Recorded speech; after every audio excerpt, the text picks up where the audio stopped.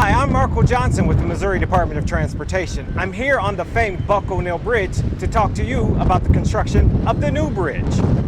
Right now, most of the work is happening on the perimeter or the outskirts of the old Buck O'Neill Bridge. Crews are working to relocate utilities such as electrical wires, cable networks, and water lines.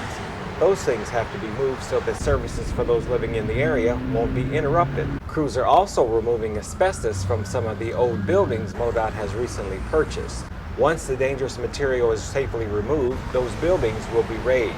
To note, none of the buildings soon to be torn down are eligible to be registered for the National Register of Historic Places. In the coming months, construction will be ramping up, but it won't be here on the bridge, it'll be down below on the river. Right now, crews are building access to the Missouri River on the north bank, which will allow contractors to access the river. Crews are also working to dredge the river in order to build new piers for the new bridge. Also underway, construction of the north interchange at the downtown airport. Mary Miller, project director, says the work is a coordinated effort among MoDOT's construction partners and local agencies. So one of the biggest challenges is building next to an airport.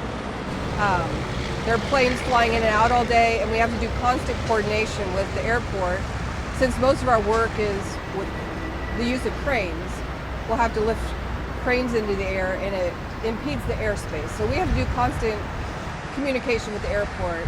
Miller says when the project is completed, Kansas Cityans will be very pleased with the finished product. The new bridge will provide direct connection from US 169 to Interstate 35, not to mention improve access to the downtown airport. The project will also feature amenities including a pedestrian and bicycle lane, a scenic overlook with benches, and murals that highlight Kansas City icons. For more information about the project, go to modot.org/Kansas City, or you can call 888-ASK-MoDOT.